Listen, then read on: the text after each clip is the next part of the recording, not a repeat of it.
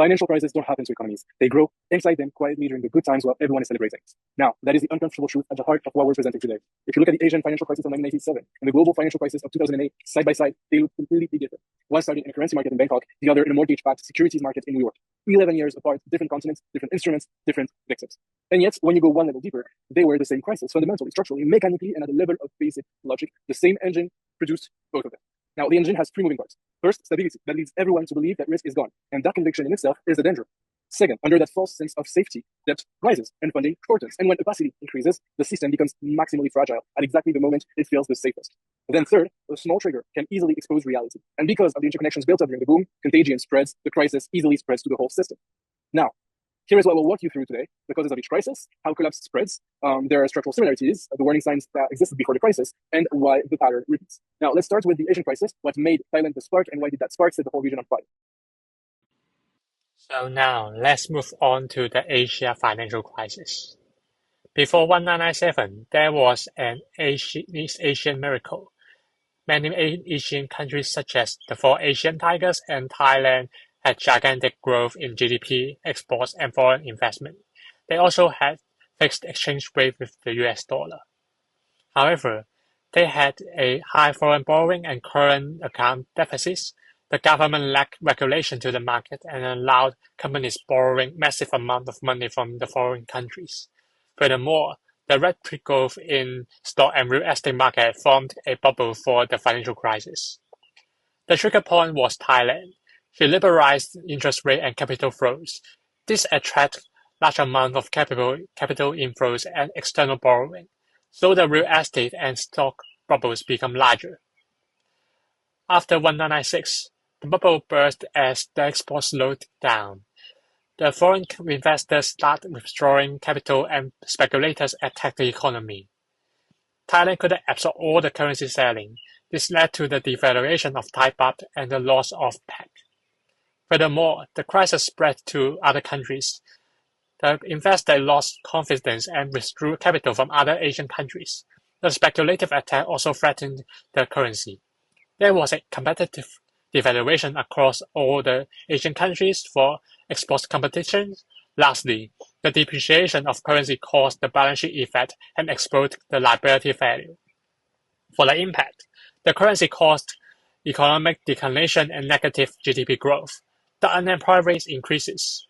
The stock and property price dropped, and many countries devalued the currency and lost the peg. Furthermore, the financial system broke down as many banks go into insolvency. The balance sheet effects also worsened the economic downturn. Next, we will talk about the global financial crisis. Hello, today we will be talking about 2008 global financial crisis. First, what was it? The worldwide crisis centered in the US from 2007 to 2009, started in the housing and mortgage markets, then spread like a wildfire across the global financial system. It's led to a severe recession and collapse of major financial institutions.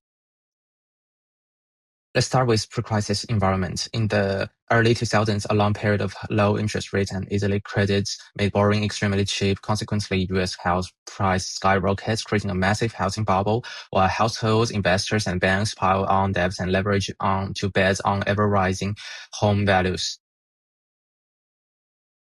Risk built up quietly at first. Banks lend to the high-risk subprime borrowers with loose lending standards and then package this mortgage into complex securities like mortgage-backed securities and collateralized debt obligations to sell to the investors worldwide. Rating agencies frequently label these risky products as safe, vastly underestimating their true danger.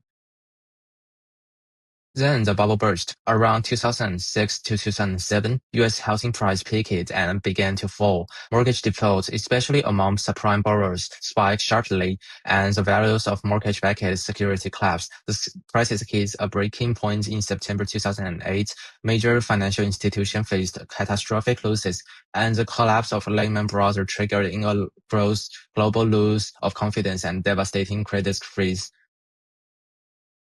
The impact on the global economy was devastating. The world fell into the deep recession, now often called the Great Recession. Global GDP contracted by 0.1% in 2009, marking the first global economy contraction in decades, while advanced economies shrank by alarming 3.4%. Employment plummeted. For instance, the U.S. unemployment rate peaked at 10% in October 2009, double the pre-crisis rate. World trade volume also dropped dramatically, falling by nearly 11% in 2009. To stop the system from collapsing entirely, governments and central banks stepped in with bank bailouts, guarantees, and large-scale stimulus such as $700 billion travel assist relief program in the U.S. Building on this, Charlie will now walk us through the consequences and the broader impact of this crisis. Before identifying indicators of future financial crises, it is important to examine the underlying vulnerabilities and triggers of both the Asian financial crisis and the global financial crisis. Despite their differences, both crises were preceded by similar structural weaknesses, including excessive leverage, asset price distortions, and poor risk management. In the lead up to both crises, prolonged periods of growth and stability allowed risks to build up unnoticed, leaving financial systems highly vulnerable to shocks. Before the Asian financial crises, many Asian economies, particularly Thailand, experienced rapid private sector borrowing and heavy reliance on short-term foreign debt. This led to significant over-leveraging and speculative investment. The global financial crises showed similar vulnerabilities, but through different mechanisms. Cheap credit drove a surge in mortgage, lending, rising household debt, and increased leverage within banks and the shadow banking system. In both crises, rapid credit growth was the key driver of systemic fragility. Asset bubbles and capital misallocation also played crucial roles. The Asian financial crisis involved property and equity bubbles and overinvestment. In contrast, the global financial crisis was driven by a housing bubble and mispriced mortgage risk.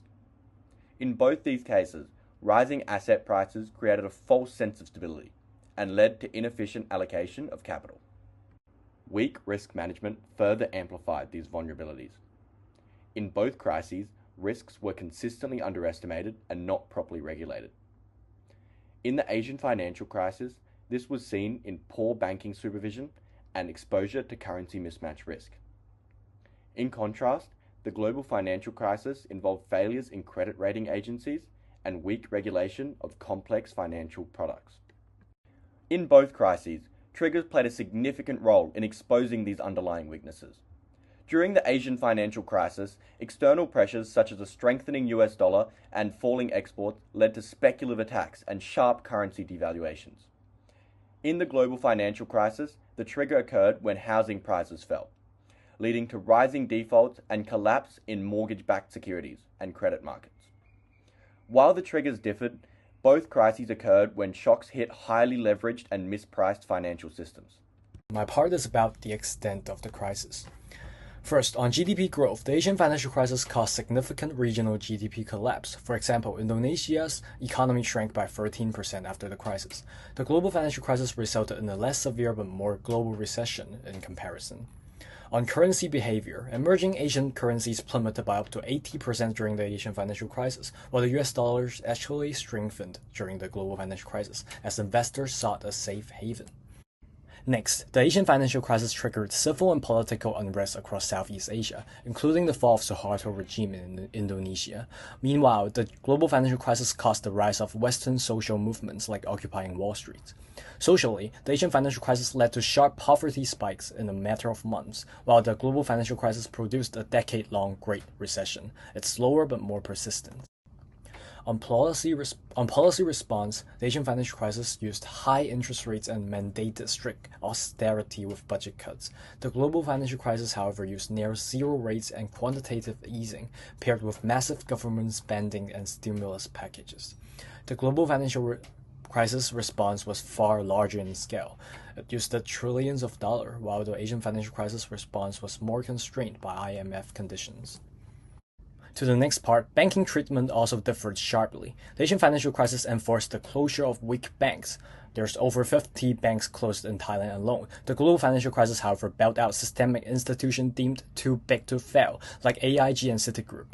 On regulations, the Asian financial crisis prioritized opening domestic markets to foreign investors, whereas the global financial crisis focused on tightening global oversight with rules like Basel III. On long-term effect, the Asian financial crisis led Asian nations to build massive foreign exchange reserves. It's over $8 trillion today. The global financial crisis, however, forced global banks to hold much higher internal capital buffers. On regulatory scope, it also shifted. The Asian financial crisis focused on fixing individual bank transparency and crony capitalism, while the global financial crisis moved the world towards macroprudential regulations. Finally, on exchange rate policy and geopolitics. After the Asian financial crisis, many Asian nations shifted away from fixed exchange rates. After the global financial crisis, however, major central banks increased their use of unconventional monetary policy, like quantitative easing. Geopolitically, the Asian financial crisis recovery solidified the resilience of emerging Asian markets, while the global financial crisis resulted in a relative decline of Western financial dominance. These are the references that I used. Thank you. Okay, so now I'd like to discuss some potential warning signs for the next financial crisis based on our previous analysis. Okay, so firstly, a key warning sign is an asset price bubble. As mentioned, during the Asian financial crisis, property and stock prices surged in countries like Thailand, South Korea, and Indonesia. Similarly, before 2008, US housing prices had appreciated rapidly. In both cases, asset prices detached from fundamentals and were driven primarily by expectations of continued gains.